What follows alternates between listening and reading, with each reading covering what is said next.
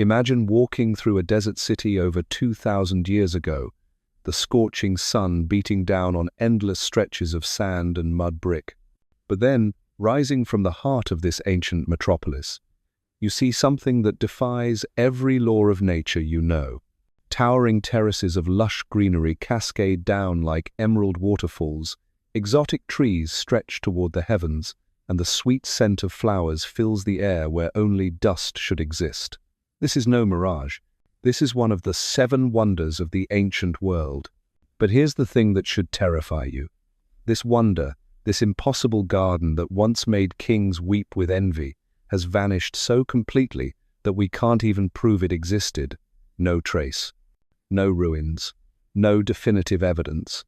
It's as if history itself conspired to erase it from existence. Tonight, we're diving into the greatest archaeological mystery of all time, the Hanging Gardens of Babylon, a wonder so magnificent that ancient writers called it a miracle, yet so elusive that modern scholars question whether it was ever real. And what we've discovered might change everything you thought you knew about the ancient world. Because the deeper we dig into this mystery, the more we realize that the greatest deception in history might not be that the gardens were destroyed. It's that we've been looking for them in the wrong place entirely.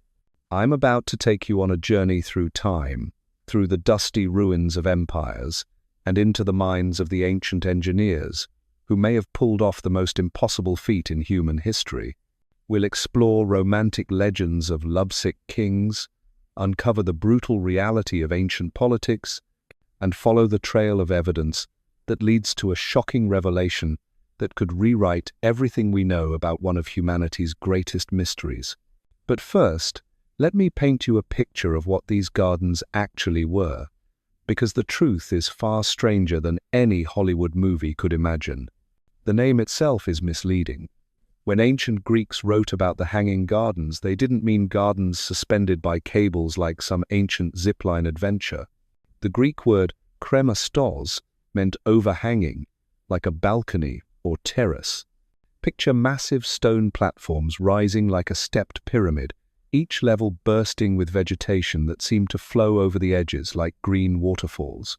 Trees so large, they required pillars hollow and filled with earth to support their weight, vines cascading down walls of polished stone, flowers blooming in perfect geometric patterns that could be seen from miles away. But here's where it gets insane. This wasn't just a garden. This was a feat of engineering that wouldn't be matched for over 1,000 years. We're talking about a structure that ancient writers described as being 400 feet on each side and 75 feet high. That's the size of a city block, rising 7 stories into the desert air. And every single plant on every single level had to be watered by hand, using a system so complex that it boggled the minds of the greatest engineers of antiquity. The Greek geographer Strabo described seeing massive water engines operated by teams of workers whose sole job was to continuously pump water from the Euphrates River up through the terraces. Imagine the precision required. Too little water, and the entire garden dies in the brutal Mesopotamian heat. Too much water, and the structure collapses under the weight, crushing everyone below. This wasn't gardening. This was a daily battle against the laws of physics, and the waterproofing alone should have been impossible. Ancient writers described layers upon layers of materials, reeds, bitumen, lead sheets, all designed to prevent a single drop of precious water from seeping through to the levels below. One leak could spell disaster. One miscalculation could bring down the entire wonder. Yet, according to every ancient source, this impossible garden didn't just exist. It thrived for centuries, becoming so famous that it was considered one of the 7 greatest achievements of human civilization. Travelers journeyed thousands of miles just to stand in its shade. Poets wrote verses about its beauty. Kings wept when they saw it, knowing they could never create anything half as magnificent in their own kingdoms. So, who was the mad genius behind this impossible dream? Here's where the story gets romantic, tragic, and ultimately mysterious. According to legend, it all began with love. King Nebuchadnezzar II, ruler of the mighty Babylonian Empire in the 6th century before Christ, had married a princess from Media, a mountainous region in what's now northwestern Iran. Her name was Amytis, and she was said to be breathtakingly beautiful. But beauty couldn't cure homesickness. Imagine being torn from lush green hills and cool mountain valleys, only to find yourself trapped in the flat, dusty monotony of Babylon.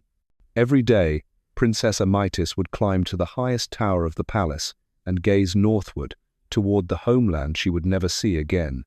The marriage was political, of course. A treaty sealed with a human sacrifice, as royal marriages always were. But Nebuchadnezzar, history tells us, genuinely loved his wife, and so he made a decision that would echo through history. If he couldn't bring Amytis back to her mountains, he would bring the mountains to her.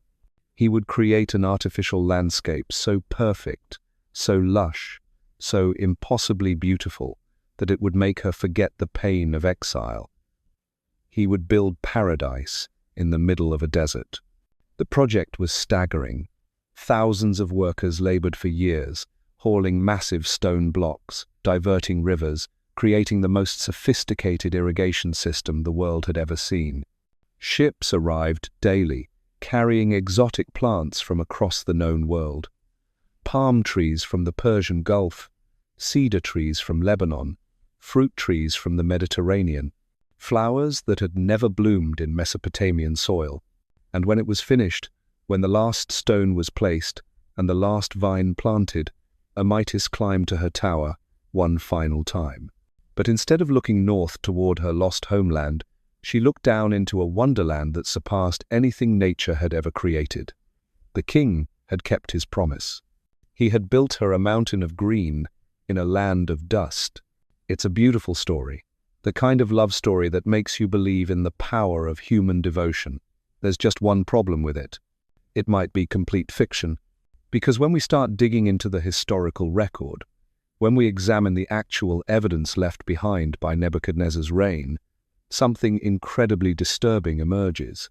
For a king who loved to brag about his building projects, who left detailed inscriptions describing every palace, every wall, every temple he constructed, Nebuchadnezzar never once mentioned building any gardens. Not once. In thousands of cuneiform tablets, in countless royal inscriptions, in the most complete records of any ancient king, there is absolute silence about what should have been his greatest achievement. Even more troubling, there's no mention of Queen Amytis anywhere in Babylonian records. No evidence she existed, no marriage contracts, no diplomatic correspondence, no palace records. For a queen whose love story supposedly inspired one of the wonders of the world, she seems to have left no trace in history. And when archaeologists began digging in Babylon itself, searching for any sign of these magnificent gardens, they found nothing. German archaeologist Robert Koldewey spent 18 years excavating the city, uncovering Nebuchadnezzar's massive palace complex, the famous Ishtar Gate, the processional way. He found evidence of every structure mentioned in ancient records, except the gardens. He did find something intriguing in the northeastern corner of the palace. A series of unusual vaulted chambers that seemed designed to support enormous weight. For a moment, Koldewey thought he had found the foundation of the famous gardens, but further excavation revealed the truth. They were storage rooms, nothing more. So we're left with an impossible puzzle. Ancient sources, including some of the most respected historians and geographers of antiquity, describe these gardens in vivid detail. They provide measurements, describe the engineering, even name the plants. But the physical evidence simply doesn't exist, which brings us to the most shocking theory in modern archaeology. A theory so controversial, it's rewriting everything we thought we knew about the ancient world. What if the Hanging Gardens of Babylon were never in Babylon at all? Dr. Stephanie Daly had spent decades poring over ancient cuneiform tablets, her eyes straining under museum lights as she traced the wedge-shaped marks that held the secrets of empires. As an Oxford scholar specializing in ancient Mesopotamian languages, she had read thousands of these clay records. But in the late 1992, she began noticing something that made her question everything the archaeological world believed about one of history's greatest mysteries. The more she studied the ancient texts, the more convinced she became that every expert for the past century had been searching in the wrong place. The Hanging Gardens weren't lost. They were never in Babylon to begin with. According to Daly's revolutionary theory, the gardens were actually built 300 miles to the north, in Nineveh, the capital of Babylon's greatest enemy, the Assyrian Empire. And they weren't constructed by the lovesick Nebuchadnezzar in the 6th century, but by the ruthless Assyrian king Sennacherib a full century earlier. At first, this sounds absurd. How could scholars have gotten the location wrong for over 2,000 years? But when you dig into Daly's evidence, the pieces start falling into place in a way that's both brilliant and terrifying.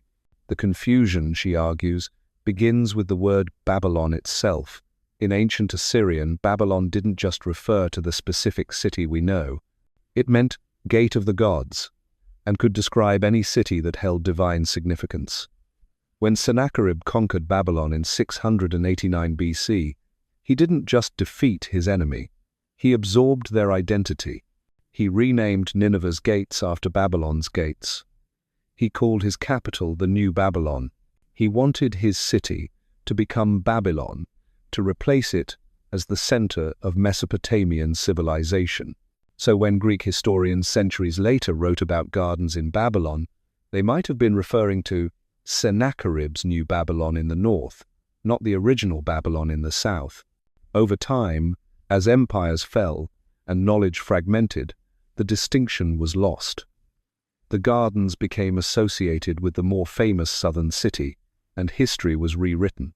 But Daly didn't just rely on linguistic arguments. She found something that had been hiding in plain sight for over a century: physical evidence.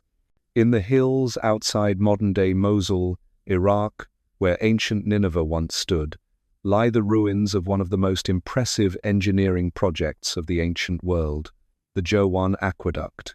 Built by Sennacherib between 703 and 690 BC, this massive stone bridge stretches 280 meters across a valley, supported by 4 enormous arches. It's constructed from over 2 million dressed stones, held together with waterproof cement, and carved into its stones are inscriptions in Sennacherib's own words, boasting about his achievement. Sennacherib, king of the world, king of Assyria. Over a great distance I had a watercourse directed to the environs of Nineveh. Over steep-sided valleys I spanned an aqueduct of white limestone blocks. I made those waters flow over it. This isn't just an aqueduct. It's part of a hydraulic system that stretched over 50 kilometers into the mountains, channeling water from distant rivers to supply Sennacherib's capital. And here's the kicker. It predates anything the Romans built by 5 centuries. This is potentially the world's oldest known aqueduct, a feat of engineering that wouldn't be matched until the height of the Roman Empire. But why would a king build such an elaborate water system just for a city's drinking water? The answer becomes clear when you read Sennacherib's own inscriptions. He wasn't just supplying water to Nineveh. He was creating something he called a wonder for all peoples. The inscriptions describe massive palace gardens, exotic trees brought from distant lands, and most tellingly, bronze screws used to raise water to the upper levels of terraced gardens. These screws match exactly what ancient Greek writers described when they wrote about the mysterious water engines of the Hanging Gardens. Unlike Nebuchadnezzar, who left no record of any gardens, Sennacherib couldn't stop bragging about his horticultural achievements. His inscriptions read like the boasts of a man who knew he had accomplished something that would amaze the world. He describes automatic sluice gates, sophisticated drainage systems, and gardens so elaborate they required their own dedicated water supply from the mountains. And there's more evidence. Sennacherib's grandson, Assurbanipal, commissioned carved reliefs showing the mature gardens in full bloom. These aren't symbolic depictions. They're detailed architectural plans, showing terraced structures covered in vegetation, with water channels running between the levels. But perhaps the most compelling piece of evidence comes from an unexpected source: Alexander the Great. In 331 BC, just before the Battle of Gaugamela, Alexander camped with his army near the Jerwan Aqueduct for 4 days. His historians, the men who would later write the accounts that became our primary sources for ancient history, had ample time to explore and document the massive engineering works around them. They saw the aqueduct, they saw the ruins of the gardens, and they recorded them as being in Babylon. But they were in Sennacherib's New Babylon, 300 miles north of where we've been looking. This theory doesn't just solve the mystery of the missing gardens. It explains why the ancient sources contain such precise technical details. The writers weren't describing a legend or a half-remembered myth. They were describing real structures they had seen with their own eyes. Structures built by the most ambitious engineer king in Assyrian history. Sennacherib wasn't building gardens for love. He was building them for power, for prestige, to prove that Assyria could create wonders that surpassed anything Babylon had ever achieved. The gardens weren't a romantic gesture. They were a political statement carved in stone and planted in soil. And if Dali is right, if the Hanging Gardens were really in Nineveh, then we haven't lost one of the 7 wonders of the ancient world. We've been ignoring it for over a century, its ruins scattered across the Iraqi countryside, its aqueducts still standing, its inscriptions still readable to anyone willing to look in the right place. But this revelation opens up an even more disturbing question. If we've been wrong about the location of the Hanging Gardens for 2,000 years, what else have we gotten wrong about the ancient world? How many other lost wonders are hiding in plain sight, misidentified, and ignored because they don't fit the stories we've been telling ourselves? The hunt for the Hanging Gardens isn't just an archaeological mystery. It's a reminder that history is written by the survivors, translated by the conquerors, and interpreted by people who weren't there. And sometimes, the most important discoveries happen not when we find something new, but when we realize we've been looking at the answer all along. The implications of Dali's theory stretch far beyond just relocating a garden. Because if she's right, it means we need to completely reimagine how information traveled in the ancient world, how empires competed with each other, and how historical truth gets twisted over centuries of retelling. Think about it. We're not just talking about a simple case of mistaken identity. We're talking about a systematic rewriting of history that happened so gradually, so naturally, that no one noticed until a scholar with tired eyes and infinite patience decided to read the original sources one more time. But here's where the story gets even more twisted. Because even if Dali has solved the mystery of location, she's opened up a dozen new mysteries that are somehow even more disturbing. Let's start with the engineering. If Sennacherib really built these gardens in the 7th century BC, then he was working with technology that supposedly didn't exist yet. The bronze water screws he described in his inscriptions? Those shouldn't have been invented for another 3 centuries, when Archimedes supposedly created them. The waterproof cement used in his aqueduct? That's Roman technology, developed 500 years later. The precision stone cutting and load-bearing calculations needed for his massive platforms? Medieval engineering, at the earliest. So either our entire timeline of technological development is wrong, or Sennacherib was a genius so far ahead of his time that his achievements were literally unbelievable. And maybe that's exactly why the gardens became a legend instead of documented history. Maybe they were so impossible that later civilizations assumed they must be myths. But there's something else that doesn't add up. Something that makes this mystery even darker than a simple case of misplaced ruins. The ancient sources don't just describe gardens. They describe a paradise. A place so perfect, so overwhelmingly beautiful, that visitors were reduced to tears. Trees that bore fruit year-round in a desert climate. Flowers that bloomed in impossible combinations. Water that flowed upward, defying gravity itself. Now, we know Sennacherib was an engineering genius. His aqueduct system proves that. But could any ancient civilization, no matter how advanced, really create an ecosystem that functioned like a piece of heaven transplanted to Earth? Here's where modern science enters the picture, and the answers it provides are more unsettling than comforting. Researchers have tried to calculate what it would actually take to maintain the gardens as described by ancient sources. The water requirements alone would have been staggering. In the brutal heat of a Mesopotamian summer, the gardens would have needed hundreds of thousands of gallons per day, pumped continuously from dawn to dusk. The soil would have required constant replacement as nutrients leached out and salt built up from the irrigation water. Then there's the structural engineering. Supporting that much weight, that much water-saturated soil, on elevated platforms would have required building techniques that wouldn't be mastered until the modern era. The foundations alone would have needed to extend deep into bedrock, with drainage systems sophisticated enough to prevent catastrophic collapse. And the plants themselves present an almost impossible challenge. Creating microclimates for species from different continents, maintaining them in artificial soil, protecting them from desert sandstorms and temperature swings that could vary by 40 degrees in a single day. It would have been like running a massive greenhouse complex without any of the tools we consider essential today. So how did they do it? How did an ancient civilization create and maintain something that would challenge modern engineers with all our technology and resources? Maybe they didn't.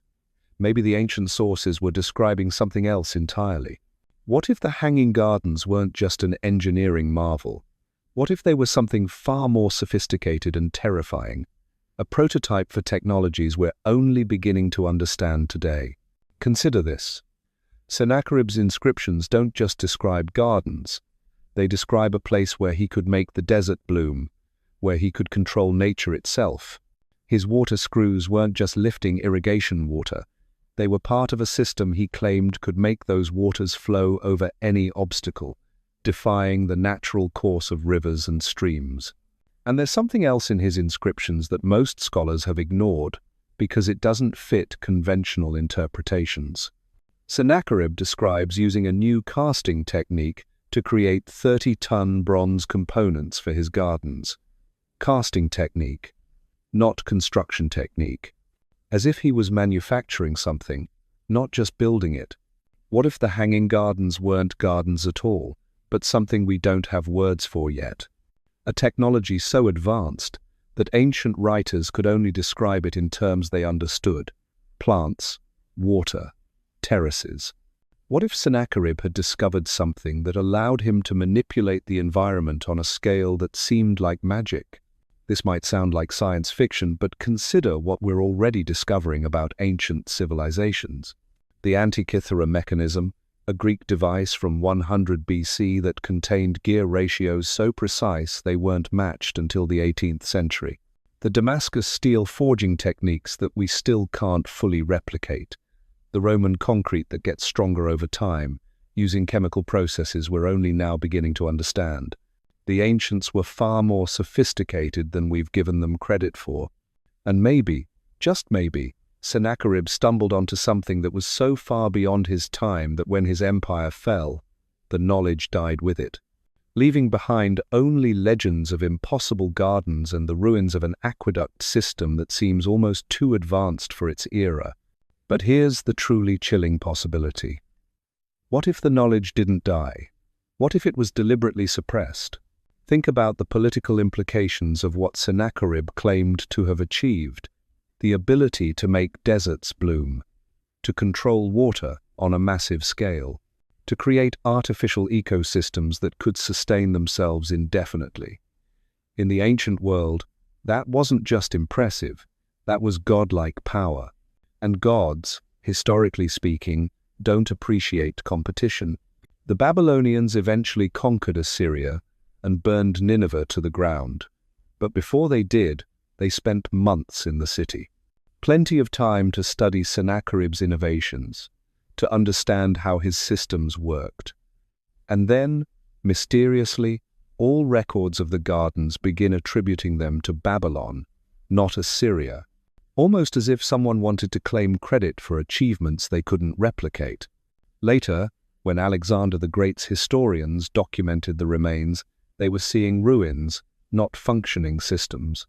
They could describe what they saw, but they couldn't understand how it had worked. The technical knowledge was already lost, leaving behind only the legend of impossible gardens in a city called Babylon.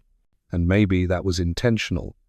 Maybe the destruction of Nineveh wasn't just military conquest. Maybe it was the ancient equivalent of destroying a nuclear program before it could be used against you. Maybe someone decided that Sennacherib's technology was too dangerous to allow to survive. This would explain why the gardens became a legend instead of a blueprint. Why no other ancient civilization tried to replicate them.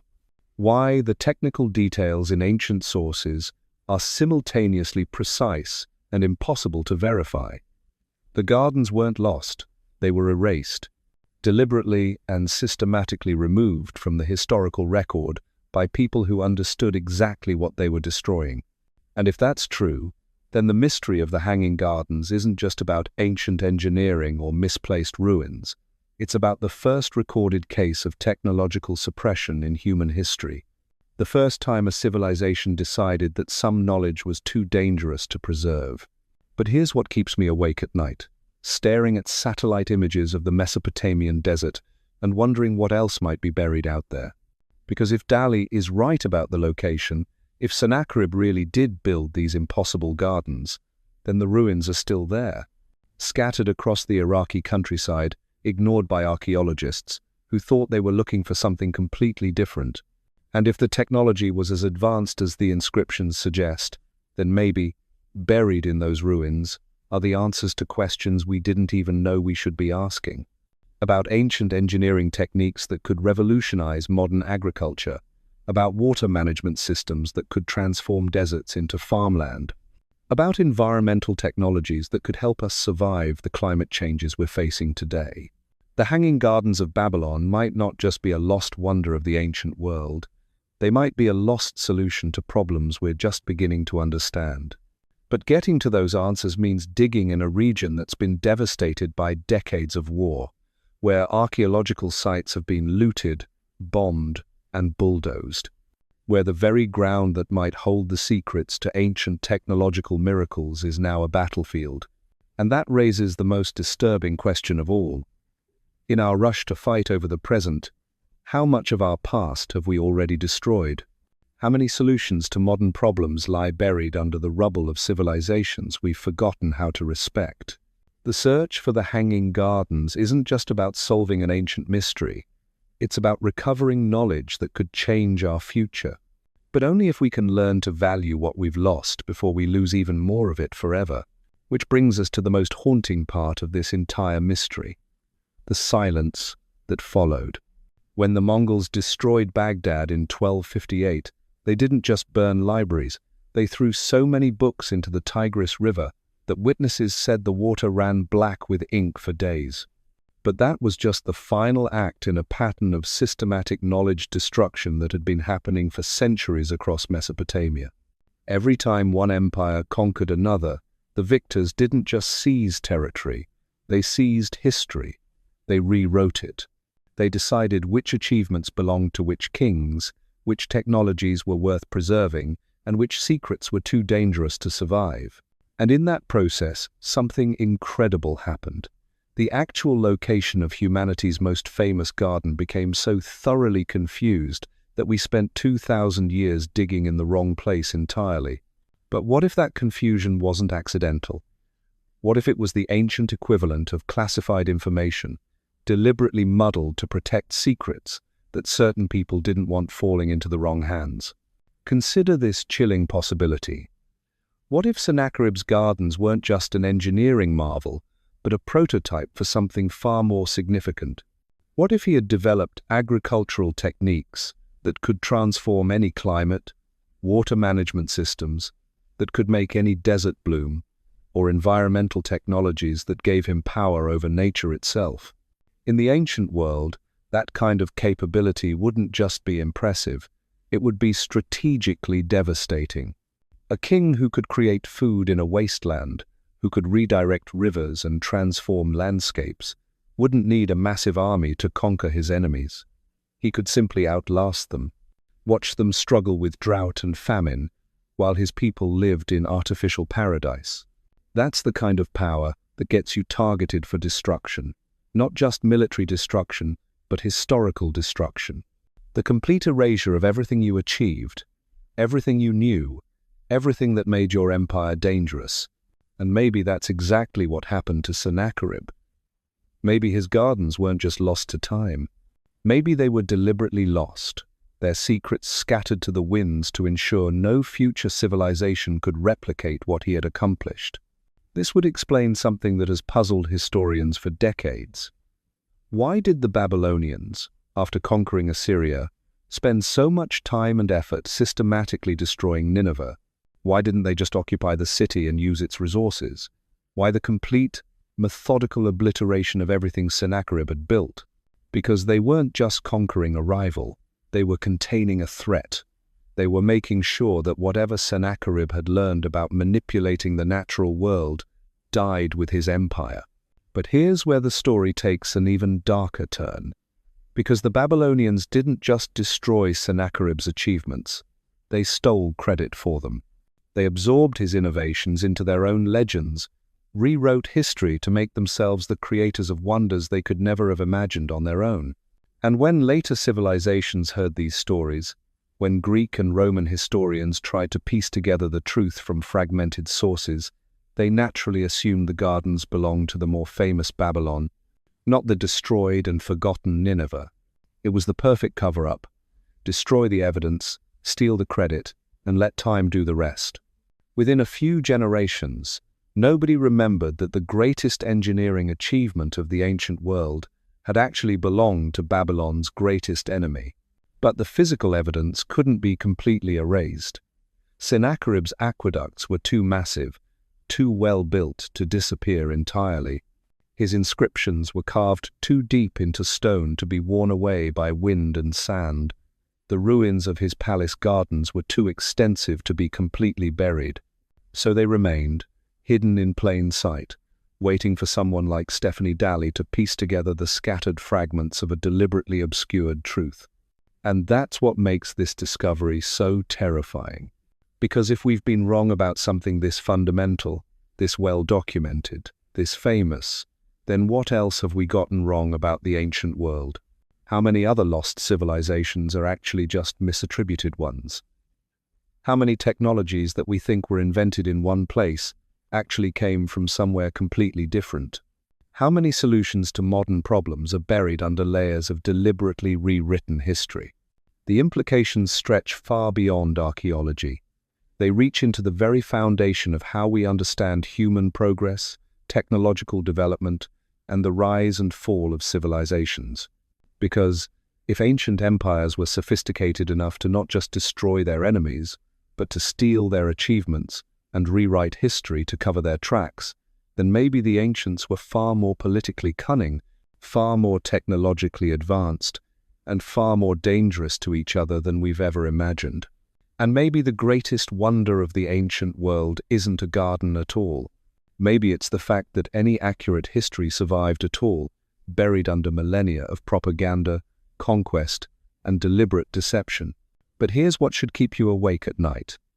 If Dalley's theory is correct, if the Hanging Gardens really were in Nineveh, then the ruins are still out there, scattered across a landscape that's been torn apart by decades of modern warfare, their secrets buried under rubble and neglect. And in those ruins might be the answers to questions we desperately need solved. Agricultural techniques that could feed a growing global population, water management systems that could address climate change, environmental technologies that could help us survive in an increasingly hostile world. The lost wonder of Babylon might not be lost at all. It might be waiting, buried in the Iraqi desert, holding solutions to problems we're only just beginning to understand. But every day we wait, every year that passes without serious archaeological investigation, is another day that war, weather, and time continue their relentless work of destruction. The race isn't just to solve an ancient mystery anymore. It's to recover knowledge that could change our future, before that knowledge is lost forever to the same forces of conquest and chaos that scattered it in the first place. And that's the most haunting truth of all. The Hanging Gardens of Babylon weren't just a wonder of the ancient world. They were a warning about how easily human achievement can be erased, how quickly knowledge can disappear, and how the greatest discoveries of one civilization can become the forgotten legends of the next. The question isn't whether we'll ever find the gardens. The question is whether we'll find them before we lose them all over again. So here we stand, at the edge of one of history's greatest mysteries, staring into a void that might not be empty after all. The Hanging Gardens of Babylon, the lost wonder that has haunted archaeologists for centuries, may have been hiding in plain sight all along, scattered across the windswept ruins of Nineveh. Think about what we've uncovered together. A love story that might be fiction, a king who built paradise but never bothered to mention it, an enemy empire that achieved the impossible, only to have their triumph stolen by the very people who destroyed them. And beneath it all, the chilling possibility that some knowledge is considered too dangerous to survive. Whether Stephanie Dalley's revolutionary theory is correct, whether Sennacherib's gardens really were the source of our ancient legends, one thing is undeniable. We've been looking at history through a lens crafted by conquerors, shaped by politics, and distorted by time. The truth isn't just buried under sand and rubble. It's buried under layers of deliberate deception that run deeper than we ever imagined. But maybe that's the most important discovery of all. That the past isn't fixed, that mysteries can still be solved, that somewhere in the Iraqi desert, answers are waiting for someone brave enough to dig in the right place. The Hanging Gardens aren't just a lost wonder, they're a reminder that human achievement can transcend empires, outlast conquests, and survive even the most systematic attempts at erasure. And if we're lucky, if we're careful, if we're willing to question everything we thought we knew, maybe we'll find that paradise isn't lost forever. Maybe it's just been waiting for us to stop looking in the wrong direction and start seeing what was there all along.